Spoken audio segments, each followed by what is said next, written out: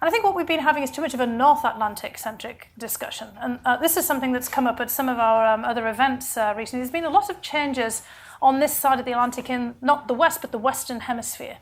And Justin talked about Los Cabos and the G20 was in Mexico.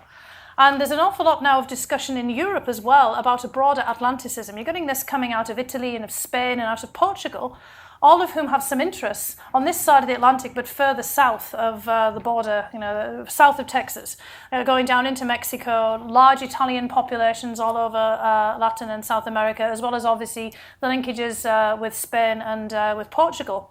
We've seen actually a lot of activity of migration in other directions since the economic collapse in Europe, with Spaniards and Portuguese moving across the Atlantic, actually in search of jobs in places like Chile and Brazil and elsewhere. So we're really in a whole different dimension now. And Marta Dessou, a colleague of many of us here in the room who has gone into the Italian government under Mario Monti to start thinking about some of these issues, has been proposing a much broader perspective on looking at the Atlantic.